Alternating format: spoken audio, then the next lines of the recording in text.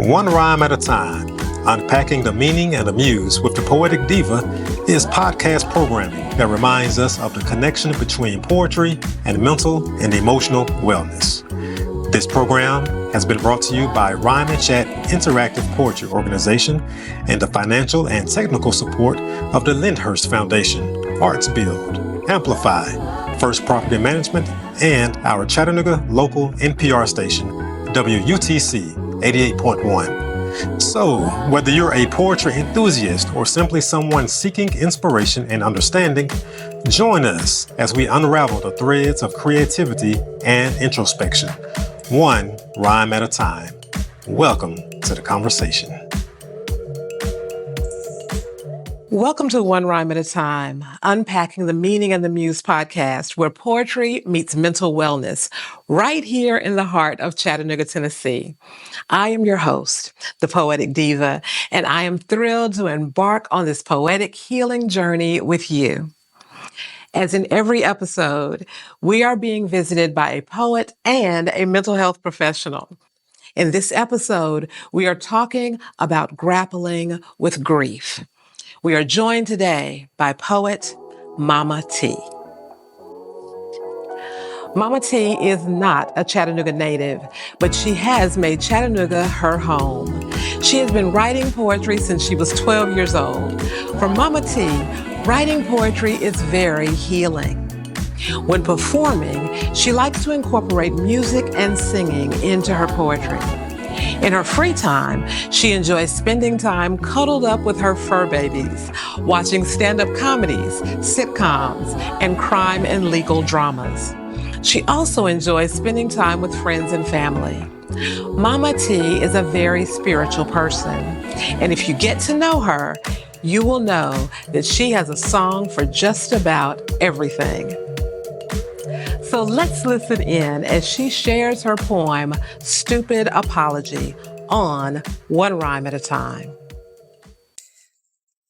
My dear heart gave me a stupid apology for missing my birthday party. The stupidest apology I ever heard, and I wish didn't exist. She apologized for being in the hospital for 8 days, for having a chemo treatment and having a body completely worn out. So worn out that she apologized twice for not being able to make it to my party. That is the stupidest apology I've ever heard. Scratch that. The apology isn't stupid. Cancer is. It's stupid and unfair that my sweet friend was so ready to celebrate my birthday, but a few weeks later spent her birthday getting yet another chemo treatment. Cancer, I am warning you. You can't have my dear heart. 7 years ago, I lost one of my greatest mentors and best second dad a girl could ask for, to stage 4 cancer. I baked him banana bread, and I soaked in every life lesson. 7 years ago, I reluctantly answered a call to bake banana bread again, this time for a woman and her children who just needed some comfort after her recent diagnosis. They gave her 2 years, 5 years at the most, but my dear heart is a fighter, and she is strong. Who knew that I would end up moving in with her for almost 2 years and learning what it meant to love well and experience safe physical touch with a safe family? All the tough days I had at work, I'd come home and she'd hug me and listen. Who knew that she'd become one of my sweetest friends and we would nickname each other Dear Heart? I was reluctant, selfish, as I tried to avoid yet losing another loved one to cancer. It's not fair. Cancer, you can't have my dear heart. She is a fighter. She has fought more than 30 people have in a lifetime combined, yet she has only become sweeter. Who the hell sends a stupid apology to apologize for having cancer? Only my dear heart. God, I know you know best, and I dare not to question you, but please, for the love of her children and all of us who love her, don't let cancer take our dear heart. I've been here before with loved ones. I know what's coming. I know that death will eventually come for us all, and I'm torn between praying for you to heal her, because I know that you can, and surrendering her to you. Surrender and cancer shouldn't exist in the same sentence, but here we are. 7 years later, after I reluctantly rang her doorbell and introduced myself, now praying the same prayers I prayed before meeting her, marching up to heaven's gates and screaming for you to save her, because days like these, I feel like you're not listening. But I know that ultimately you know what's best. She's tired and she's worn, but my Jesus, she is strong and relentless and motherly and funny and caring and an amazing cook and has one of the brightest smiles and kindest eyes I've ever known. God, I'll come around to trusting you. I'll come around to letting go when she says so. I know she's in pain, but forgive me, God, because today I can't surrender. I can't grapple with the idea of her not being here. Maybe tomorrow, maybe 7,001 tomorrows from now, things will change, but not today. Wow.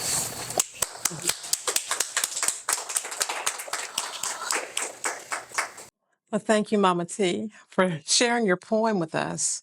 You know, I've heard a lot of poems about sickness, about losing loved ones, people battling with cancer.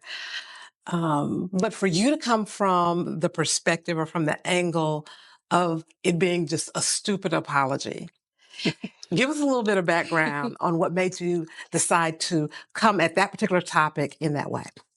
It was out of frustration, I believe, and just someone shouldn't have to apologize for having cancer and missing a birthday party or having chemo. And I was just so frustrated. I'm like, how dare you apologize for having chemo? So that's where it came from. Yeah, I totally get that. One of the things that I noticed about your poetry and about the way that you write is that your poetry does not rhyme. And it doesn't have like the expected rhythm. When people think of poetry, they think of like an expected rhythm. So how would you describe your poetic style? I would describe it as storytelling. And when I started writing, I would focus on the rhyme and the flow and how many stanzas I had. But when you're writing healing poetry, like I write, I try not to limit it to a style or a box. I just let it flow. That is something that I can tell you. Take us on a journey every time you share one of your poems. There is a question that has come in. There is one of our studio audience members who's wanting to know about your poetic name, Mama T. So if you could tell us just a little bit about your poetic name.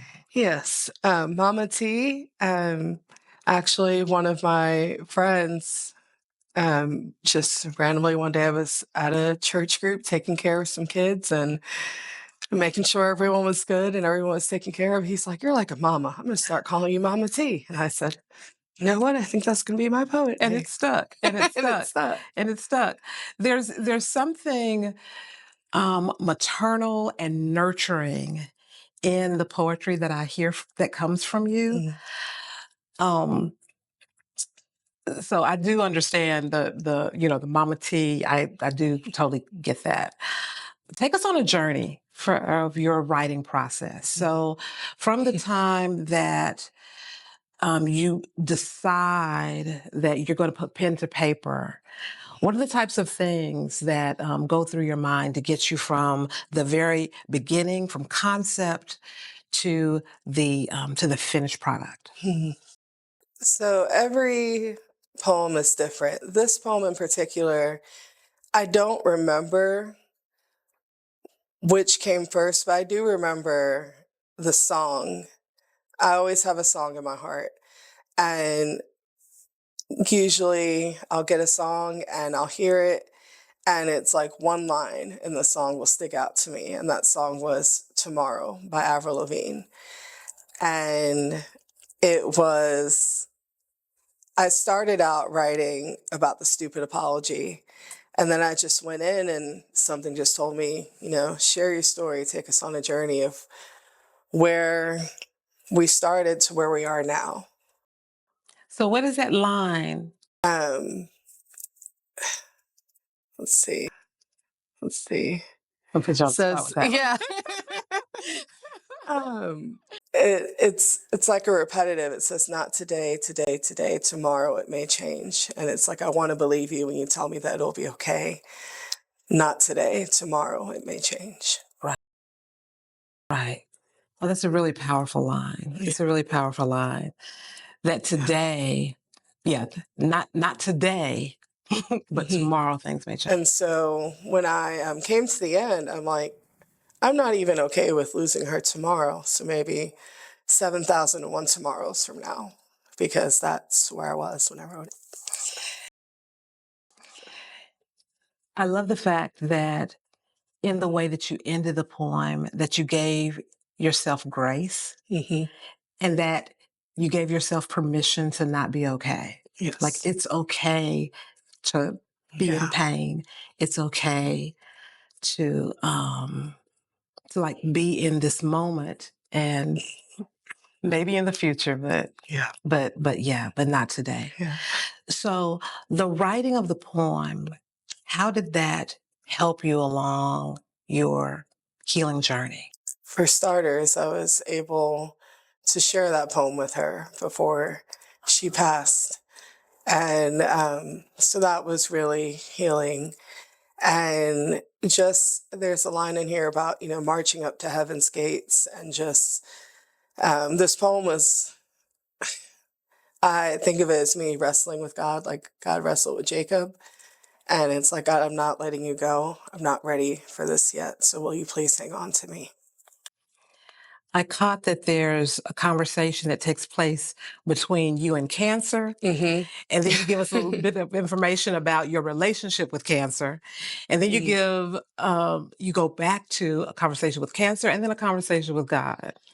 Yes. And it kind of lent itself to me as I was reading it and also as I was hearing you, just kind of how there's like a complicated dialogue and just like this like whirlwind of thoughts and emotions that you're grappling with. It's almost as if you are taking us along with you on your journey and also on your just reconciling what exactly is happening and what the end, may be. Yeah. Being that you were able to share this with your dear heart, how did she receive it? She wasn't able to say much at that point. She just said, thank you, and I love you. And that was enough for me. So somebody from the audience asked, how do you use your writing and understanding of today and tomorrow to give yourself space to heal? So one of the things that loving someone with cancer has taught me is to be present in the moment. And it really helps me like capture what I'm feeling in that moment. And then I'm able to look back at it the next day and say, okay, I wrote this. This is where I was when, at that moment, but right now it's okay. And that gives me space to, I actually, when I wrote this poem, I had no intention on sharing it because it was just so raw and so hard to write. And so having it, I'm glad that I wrote it, and I'm glad that I made it through tomorrow. I made it through tomorrow. She's been gone 2 years, and I'm okay. And you're okay. And it's a process. It is. It's a process. It's a process. Okay, so there's a line where you say, and I am torn between praying for you to heal her, because I know that you can, and surrendering her to you. Speak a little bit more on that. Yes, it goes back to that wrestling. And there was also a song, another song called You Do All Things Well by 10th Avenue North. And that's, it talks about, I know that you can heal, but I know that healing doesn't always look the way we want it to. I know that you could pull all the stops out, pull all the miracles out and heal her right now. But sometimes you choose to take her home. And someone shared with me that when a person transitions, it's because they've done everything they needed to do. And so that's where the wrestling was. Like, I know that will be okay, but I don't want to surrender her just yet. One of the people in the studio audience says that they love the line, "Who knew that I would end up moving in with her for almost 2 years and learning what it meant to love well?" When you Yes. say love well, what does that really mean? Yes. Just getting a front row seat to her beautiful family and how they just, all of them loved well. They argued well. They shared meals. There were sometimes I'd come home and her mom would be on the couch just massaging her hair, praying for her hair to grow. And it was just such a sweet feeling. And I watched her kids grow up, um, and it was funny because she would always watch um, Grey's Anatomy, and I'm like, why do we watch this? We cry every time. And so, but it was just connection, and we had a box on the tissue in between us, and we'd watch TV sometimes. Sometimes we talk, sometimes we cry, sometimes we drink wine, and but it was just love. It was just a house full of love, and they just accepted me in like I was one of theirs. That's beautiful. And I'm sure that it's that connection that helps the poetry to flow. Mhm, Helps the poetry to flow.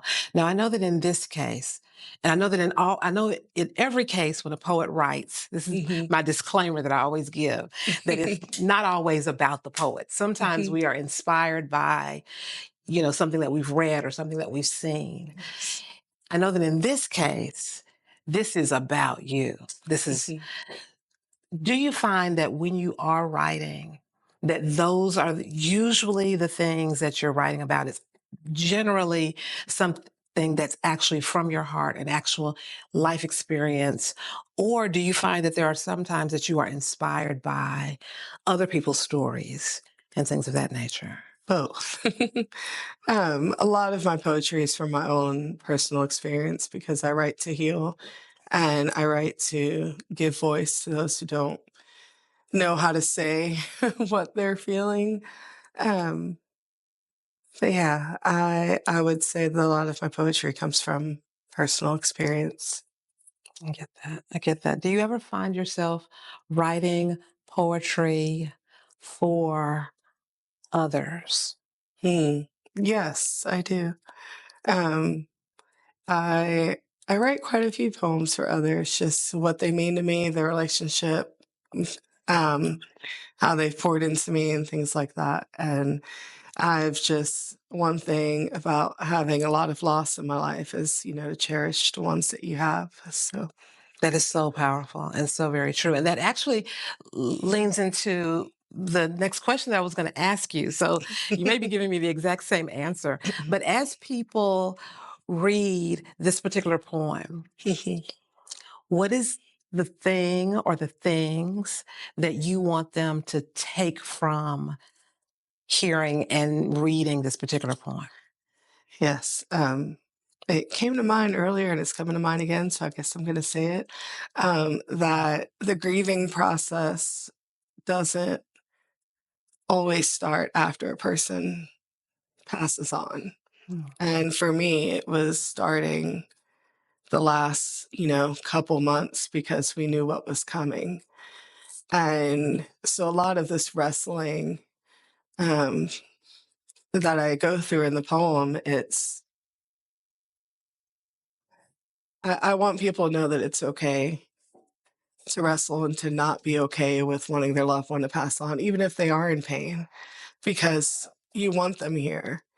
Um, and yeah, so I guess that would be my advice, or not advice, but what I want people to take from it is that it's okay to feel what you're feeling when you're going through grief or getting ready to or loving someone as they transition. There's another powerful line. Mm. Surrender and cancer shouldn't have to exist in the same sentence. Yes. Tell us a little bit about that particular line. That was my anger with cancer.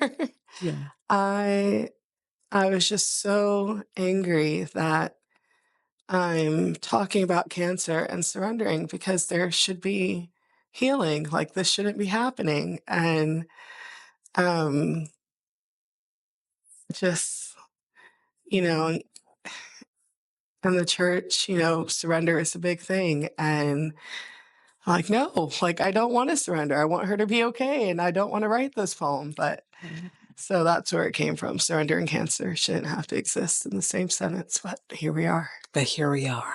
But here we are. So one of the intricacies, and I think one of the things that makes the connection between the reader or the listener and your poetry makes it so strong is your reference to like some of the little things. It's almost as if we're allowed to like peek through a window into what's happening. So like even when you're mentioning like the banana bread, like when we think about banana bread, it's like, so what does that have to do with, however, it's part of your journey and part of your story. When you mention things like that, details like that in your poetry, is that something that is intentional when you do that? It's not. It's not. So tell us about that because Yeah. for a lot of people who write, that's not something that just naturally happens. Yes. I'm a very detailed person, and it's, when you're thinking of loved ones, you always have like a scent or something that reminds you of them. And it got to the point where I told God, I said, if one more person asks me to bake them banana bread, I'm saying no. But as I'm flowing through and writing, I just let it come out the way it comes out. Then I go back and edit and, take out or add in. But the banana bread was just something that it's part of the story. So I left it in there. As you should. As you Yes. should. So with this particular poem, was this pretty much a stream of consciousness? And you Yes. were just going all the way through it with very few edits and you got Yes. to the end of it. Yes. Most of my poems, it's like I'm writing them in my head for a few days. This one,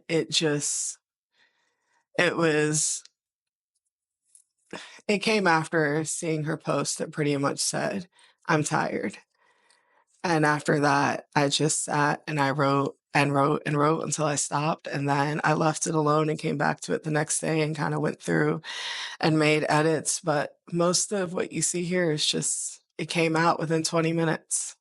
Yes. There's someone from the studio audience who's wanting to know how you came up with the name Dear Heart.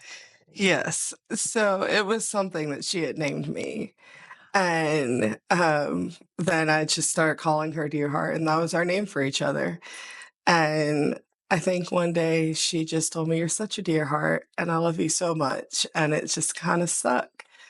And so that's why I called her, and that's what she called me. It's beautiful. Yes. That's beautiful. And I can tell that you are still very emotionally connected to her and to Oh, your yes. story and to your friendship and relationship. Yes. And I do believe that the creation of the poetry is a beautiful way of honoring people and honoring life and honoring relationships. Are there other poems that you have written about this particular relationship? I have. I've written quite a few. And one of the very last poem I shared with her, the last line said, love is forever, dear heart. Very true. Very true. Very true. Have you written since the time that she passed? I think you had mentioned that it's been 2 years. Yes. Do you find yourself still writing poetry about her and about Oh, your yes. friendship? Oh, yes. Yeah. Yes. So I think that's wonderful. What are some of the things that you've written about since she's passed? Lime green butterflies. In particular, the day she transitioned, I saw a lime green butterfly.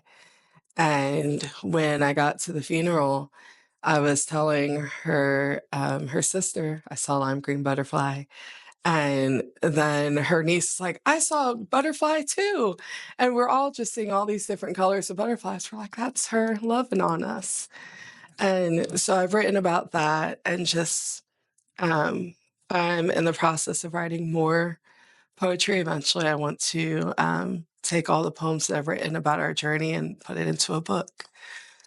I believe that that is a beautiful way to honor her, to honor the memory. And not only does the writing of the poetry assist you with your healing journey, but it gives you an opportunity to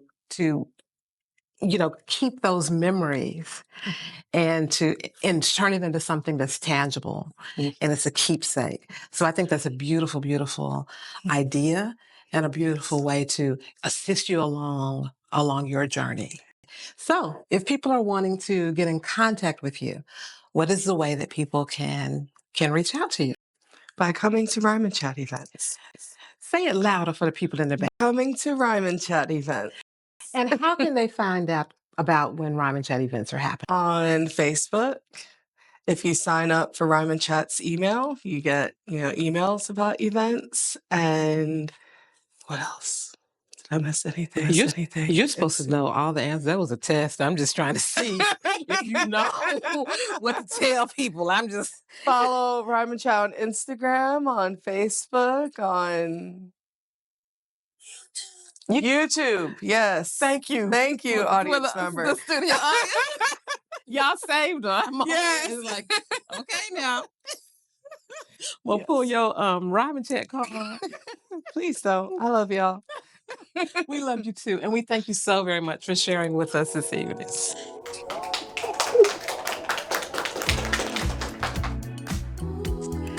So thanks to Mama T for sharing her poem and for talking with us about her journey and her poem, Stupid Apology.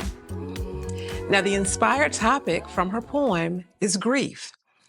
And there's a quote that says, "Grief is the last act of love we have to give to those we love. Where there is deep grief, there was deep love." It is important to note that this podcast is not therapy. It is a conversation and is intended to help remove the stigma of having conversations like this. It is not intended to be a replacement for actual therapy. You are encouraged to consult your own healthcare provider or mental health professional regarding any questions that you have or concerns that you may have regarding your own health and well-being. So, let's prepare to talk about it with our mental health professional and guest, April Taylor. April Taylor was born in New Orleans and raised in Albany, Georgia. She has a Bachelor of Science degree in computer science with a mathematics emphasis from Albany State University. She also has a master's degree in marriage and family therapy, specializing in spirituality and counseling from Richmond Graduate University. April is a licensed professional counselor in Tennessee with a designation as a mental health service provider and the requirements for supervisor. She has taught various classes in the social services arena and enjoys mentoring and supervising from high school to postgraduate level students, and has served with New United Missionary Baptist Church in various leadership capacities over the last 25 years. April and her husband, Jerome, have been married 36 years and have 3 children and 2 granddaughters. They are the owners and founders of Sound Living Incorporated, established in 2011. She is also the executive director of Sound Living Foundation. April has spent the last 15 years working to break the stigma of mental health and improve marital and family relationships. As a lifelong learner, she enjoys conferences, reading, traveling, biking, hiking, gardening, painting, and more importantly, having fun. She loves speaking and writing to encourage spiritual, emotional, and relational healing. Join me in welcoming our guest, Ms. April Taylor.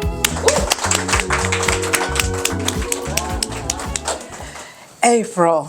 Hey, Miss Marsha. Welcome to One Rhyme at a Time. We are so honored to have you as a Thank part of this you. discussion. So, we just had a talk with Mama T, and she shared her poem with us, Stupid Apology.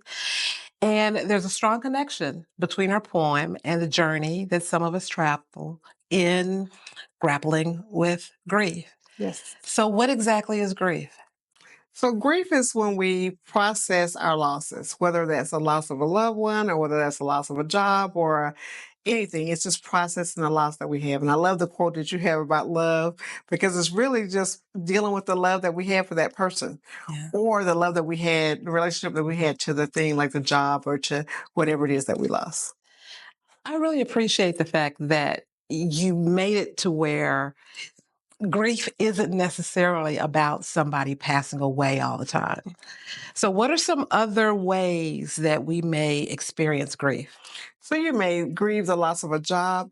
Some people grieve the loss of their health. So you have health issues, maybe you have cancer, so you can't do the things you used to do, or you have a disability and you lose a limb. And so you grieve that person you were with the limb. You grieve circumstances, when you move. You grieve the location where you used to live or where you used to, that's why New Orleans is my baby. Like I'm always gonna put NOLA first, because that's my hometown. We're gonna always talk about every chance I get, I'm gonna say NOLA. But people grieve things like that. And so, but we don't really allow people to. We grieve the loss of pets. We don't talk about that much. But people who love their pets grieve the loss of their pets. So anything we lose, we can grieve. That's true. We love our fur babies. Absolutely. We love our fur babies. Absolutely. Like, how do we differentiate between grief and depression? Are they the same? They're not the same, and that's a great question. So when we have lost someone, we may become depressed. So depression, let me go back and define that. So for you to be clinically depressed, you have to be depressed for at least 2 weeks. So you have to be sad, have loss of emotion, have severe emotion like sadness, crying, all those bouts of emotional things happening for at least 2 weeks for it to be considered clinically depressed. So let me clarify that first. Yeah. So we can be depressed because we're grieving, and that's allowed. Like it's okay. I love the poem because it's okay to feel how you feel. If that's how you feel, it's okay. So that if there's nothing wrong with being sad when you've lost someone that you love dearly, that's normal. So where it gets complicated is if it's for a long time, like a long period of time. As a matter of fact, clinically, we allow about a year to say that's normal grieving. We really say for about a year, if you're sad, if you're struggling, it's okay. But if you can't go to work, most of us don't have the luxury of not being able to go to work for a year. So that's a long time in that perspective. So we have to kind of work on it sometimes. And then if it's, some people have lost someone years ago, like many, many years ago, and still struggle, and that's normal too, as long as we can function in life. So when we can't function, that's when it becomes a problem, when it becomes disabling. As you're talking about like all the different ways that people grieve, it brings to mind me being a parent. I believe that I went through a grieving process when I had to cut the apron strings. Like once my son, I have a 31-year-old son, and once my son started coming into his adulthood, coming into his manhood and kind of making his own decisions, and I realized that mama couldn't put her foot down anymore. And it kind of became like a point of contention. And I realized that like the son that I had to like let him go and embrace like this new relationship. Does that make sense? It does. And so sometimes we look at that as empty nest syndrome, because I know you have 2 babies that you've lost to the empty nest. And at first, when I would deal with people with the empty nest, I would kind of be a little trite about it and kind of, act like, oh, it's all right. I've got 3 kids that go away, they come. And God reminded me, girl, that's when you almost were suicidal, when your first child left. Yeah, So it's a big huge. deal. It's It a big is. deal. And so we don't mind enough in a kind of abrupt way, but it can be really traumatic. It can be. And so a lot of times we take it for granted, and even like the counselor took it for granted, but it can be very debilitating. And that is a loss. That is, you're grieving the loss of his presence, and then also the relationship that you have with him and her. So yes. Right. So I'm kind of grieving right now because I have a 20-year-old that's off in college, and the relationship, the dynamic between my daughter and I has changed because she's coming into her own, and I have to be willing to allow her to do that. So that's like a change in our relationship. There's kind of a grieving process. Absolutely. That's definitely a type of grief. Yeah. It is. So there's different stages to grief that we go through. If you can like explain, like, what are some of the stages? I will, only because you asked me. So Oh, Dr. Kubler-Ross was writing on the stages of death and dying people, and they took her research and her work and attributed it to grieving. I And see. I know, right? So when I grieve, it's like a roller coaster. It's all over the place. And so that's the model I like to use. But everybody uses Dr. Kubler-Ross's model, except her. She didn't believe. She knew she was her research was normed on death and dying. But most people, I mean, people, once we attribute it to her and her being the expert, and we put those models out there, everybody goes with it. Right, and can't take it back. Can't even take it back now. Well, some of us do.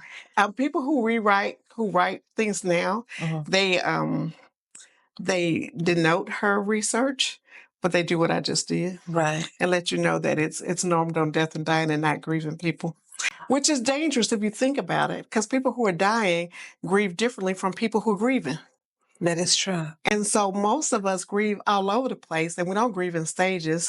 Most of the time we're good, we're not good, we're all over the place. And that's more the model I use when I teach grief and loss. That's really, really helpful. That's really helpful to hear, because if somebody is trying to rationalize things and they're basing their experience on these grief stages, then they may be putting a bit more pressure on themselves than they should be. And it's like, I shouldn't be in the denial stage. I should be past the denial stage. But And it's acceptance is the last right. But it's like we just kind of bounce around and go back and forth. It's awesome to give people the freedom to know that they don't have to grieve in stages, is basically what I'm saying. Yeah. Yeah. Take the pressure off and so that they can be gentle with themselves. Yes, ma'am. How long is too long? So there's no time limit on grief and loss. And if you lost someone years ago, and I'll use my dad as an example. As a matter of fact, I'll use my life as an example to kind of explain a little bit. So before I was 12, I lost 5 family members.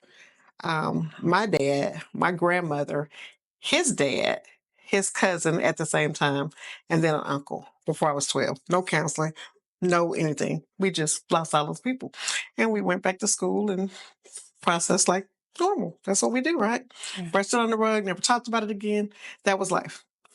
Fast forward, 2020, I lost my mom, my aunt, my uncle. 2021, I lost my brother. 2022, my mother-in-law. 2023, my father-in-law. And of course, I'm still losing other people. So with that, those new losses kind of triggered those old losses because I never processed those old things. So it just wiped me out, like literally, like it was a lot. And so I teach, you mentioned I teach in Belhaven. So I taught death, grief, and dying. I've counseled for years. I've done all this body of work on grief and loss. And until I had my own loss, sis, plural, then I really understand it. Until I come to Grief Share, which is one of the things I do for my own loss. It's kind of a process and help. I didn't really understand it until I did my own work. Okay, now you mentioned Grief Share. What is that?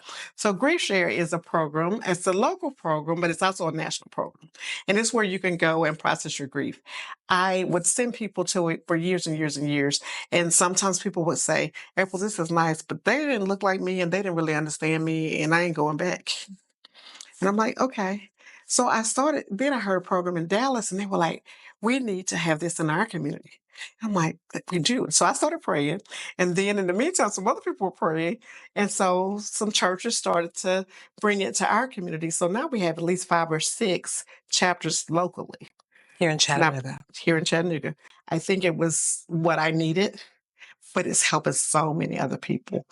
And I think I didn't really understand the depth of grief and loss until I started to process my own. Yeah, so there's power in coming together and having some like-minded people, having a village, a support group. What are some other things that can help people along their grief journey? So counseling, I'm definitely a poster child for that. Talking to somebody, just going and having that conversation. So the thing we don't really think about with counseling is that, and even better or different than grief share, you can have the one-on-one conversation about your specific thing with a counselor in private, and the counselor's going to follow you wherever you want to go. So you can deal with whatever areas of your life you need to process, if that's grief or loss, or if there's some other areas that the grief and loss have caused now. Because now maybe it's affecting your job, or maybe it's affecting your relationships. Whenever the adults in the family suffer a loss, the passing of someone, the young people in the family are experiencing that as well. And then in these times, our young people are losing their peers, their classmates. Absolutely. So as adults, what are some of the things that we can say to young people when there is a traumatic loss or just the passing of someone? Teenagers, and I know we have to handle them differently, but teenagers and also the very young ones. So one thing is just really listening to them and hearing their heart, letting them talk about the loved one, ask them what they think, how they're feeling. Yeah. So somebody has asked if grief share is kind of like AA in the way that people have an opportunity to share. That's a great comparison. So basically what we do is we come in, we play a video. Everybody watches the video together, and then we say, what about the video resonated with you?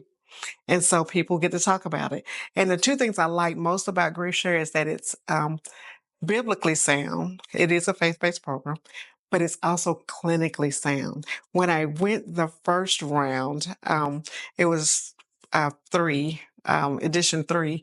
And as a counselor, I was given permission to critique, and I did. And there were quite a few critiques. And the 4th edition had all those critiques without me submitting them. Very clinically sound.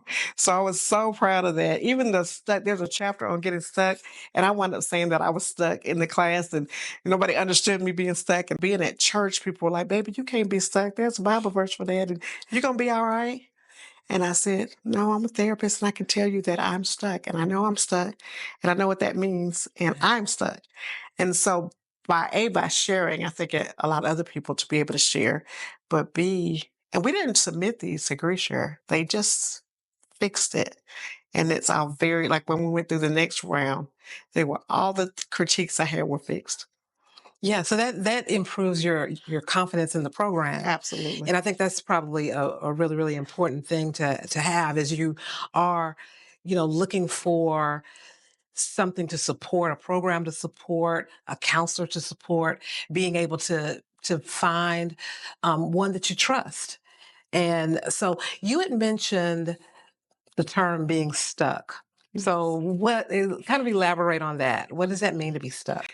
So it was hard for me to do my job, to help people. I saw people 9 hours a day, 5 days a week, and 4 or 5 days a week. And it was really hard to do my job at some point. It was, I wasn't myself. Like I wasn't happy. I was stuck. I was just in a space that wasn't good. I wasn't able to process. Like I couldn't process my grief and loss because I was so busy helping everybody else. I was stuck. Yeah, I get that. So what are some of the things that people can do when they find themselves in that position? Self-care has always been kind of the thing I resonated with in grad school. Like, oh, we're supposed to take care of ourselves. I can do that. and I picked it up right away. So, eating right and exercising, just doing things to take care of you, but doing things you love and you enjoy. So we paint. We actually have a studio in our basement, and me and the girls, sometimes my husband and sister-in-laws, we paint, or we play with clay, or my husband and I garden, we ride bikes. We just do things that we enjoy. Yes, it's exercise, but it doesn't feel like exercise when I'm enjoying it. So it just feels like fun. So I find things that I really enjoy and I do a lot of it. So I recommend people to do that. Just think of things that you used to enjoy.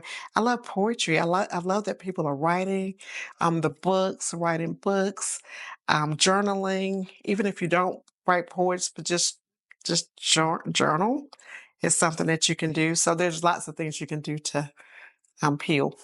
Does grief ever like have physical manifestations? Absolutely. So you can have anxiety as a result of grief, sometimes stomach pains, headaches. There are a lot of physical things that happen to us. Stiffness in your joints. There's like body aches. If we don't take care of ourselves, we can feel it in our entire body. And so you really, people feel it differently. So some people feel it in their stomach. Some people feel it in their head. Some people feel the anxiety. Anxiety was a big deal for me. When I lost my mom, when I lost my brother, I had to be on medication because I just needed a little something to get me through the day. And it worked and it helped. And I didn't stay on it forever, but I needed something. And so sometimes we do. But it was because my anxiety was out of the roof. It was very high and I couldn't manage it by myself. Yeah, I think that's really it's really impactful to hear you as the professional that you are expressing so transparent with so much transparency that you struggle too. It's like even if you know all the things, when grief comes, when it hits you, no respect to person, it's go hit you. Absolutely. And sometimes, we need help, making it through. I want to lean into the professionals, the pastors, the leaders. We all need help at some point in our life, and we have to admit that. Like, that's just the truth. And it's okay to not be okay. If you lost your mom, we have several pastors who've lost their mom or their dad. It's okay to do the work. And sometimes we need to. So sometimes we do individual counseling, but I wish we had more pastors who would go through grief share or more leaders who would go through things like that. It didn't have to be that particular program, but something like that. Um, and so it's important to me, it's so important for our leaders because if I'm not okay and you're coming to me for help, how's that going to work? So it really doesn't work that well. And so we have to take care of ourselves in order to take care of somebody else. When I teach about self-care, sometimes they think it's selfish and we don't have time because we're so busy and we have so much to do. But if we don't take care of ourselves, how are we going to take care of grandbabies? How are we going to take care of our opportunities? How are we going to do our job?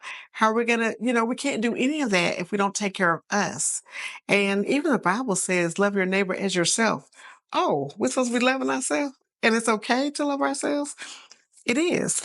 And so I just love to remind people to take care of ourselves so that we can take care of everybody else. So if somebody approaches us and they've experienced a loss, what are some things that we should not say? Don't start with, I experienced that same loss too, and I know how you feel. Because we don't. And we all have done that and said that, but it's not okay because we don't know how they feel at this moment with their loss. So we need to be careful with that. Don't say, like to a mom who's just lost a child, you can have another child. Don't say that. That's not a good thing. A whole ripple just went through the studio audience. They're like, ooh. But people say that. I mean, you're young. You lost your husband. That's okay. You're young. You can have it. Maybe I just lost my husband yesterday. Yesterday. Get you another one. Right. That come a dime a dozen. I mean, we just got to be careful how we're making jokes, but people, it's the most hurtful thing. And then don't say we're going to be there for somebody if we're not. Like so many people asked me and said, "Hey, can I do this? Can I help you with this? Can I?" And I'm quick, like, "Yes, this is what I need, and this is what I want," And they didn't, and I'm like, "Okay, honey, they didn't. So can we?" Right. And so we did, and so it worked, and I'm glad that I can express what I needed. But imagine somebody who doesn't have the means to do what they need to do, and then you're offering, and then you just leave them hanging. In so many cases, we want to do something and we don't always know what to do when somebody is experiencing grief. And we may say to them, and really mean it, we may say to them, if there's anything that I can do for you, let me know. And we may really mean it, and we're waiting on them to give us a call and say, I could use a case of water. 9 times out of 10, they're not going to ask for things. So what are some of the things that we can just do? That's a great question too. So one thing somebody taught me, I think it was the funeral home that taught me that people always need fruit because we don't eat when we're first lose somebody. So like taking a fruit basket or taking a fruit tray or some kind of fruit or nuts or just simple things that people can eat pretty quickly. Just so taking a basket or something like that is something you could do. Go for a walk with them, offer to just go for a walk or just sit there. Like, don't say anything. Because we say something. I love Job's friends, y'all. Job had some real friends. They sat with him for 7 days and 7 nights before they opened their mouth. Then when they opened their mouth, some stuff happened. But they just sat there for 7 days and 7 nights. And those are friends, right? I mean, who sits with us for 7 days? But presence is so important. If I could just emphasize, just being there, just listening. And then listening. I tell people, make a list. And I'm a counselor, so they do it for me. But I believe you can ask your good friend to make a list and then try to do something on that list or share with the church and say, this is her list. Let's do this. So are there any things that we haven't talked about that you want to share with the audience before we end our discussion? I will just mention that sometimes there's a situation we call complicated grief. So sometimes a loved one died by suicide or by murder or by things we don't talk about every day. And so those things make death and loss more complicated. And so harder maybe on the person who's grieving. Maybe multiple losses will make it complicated as well. So be mindful of that. And take the pressure off of, okay, it's been 3 weeks, it's been 6 months, it's been a year, but you should be back to normal. As most of my grieving friends remind us, we're probably not going back to normal. This is a new April. This is not the April before I lost my mom and brother and so many other relatives. So it's, I'm a new person. Let that be okay. It's a new normal, and that's okay. Yes. That's okay. What is the way that people can connect with you? You can call me, 423-505-5475, or you can call my office, 423-682-7203. We do take calls there still, and I'll help you connect with a counselor or help you connect with resources in the community, or sometimes I can connect you with national resources as well. That is phenomenal. We thank you so very much for being here. Thank you.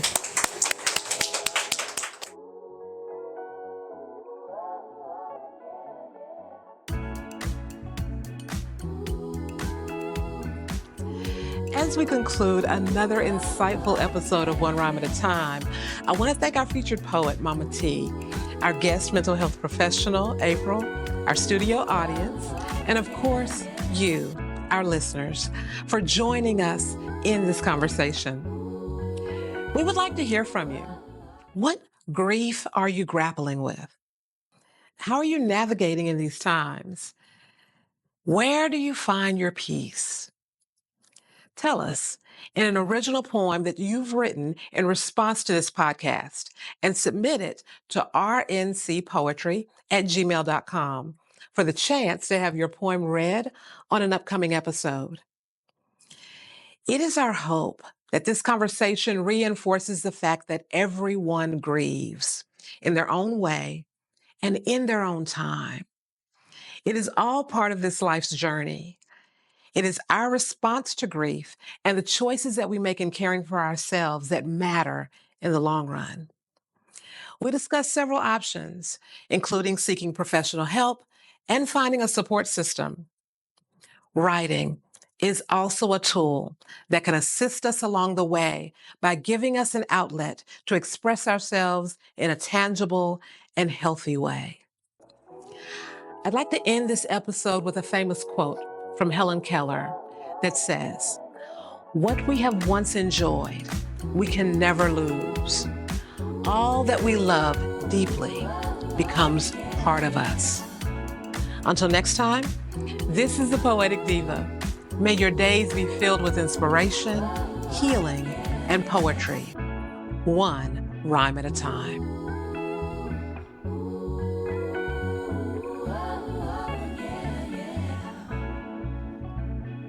Thanks for listening. Don't forget to subscribe, rate, share, and leave comments for us on your preferred podcast platform. Your feedback helps us continue to bring you meaningful content. You can find this and all of our other episodes on rhymeandchat.com, Spotify, and the Rhyme and Chat YouTube channel.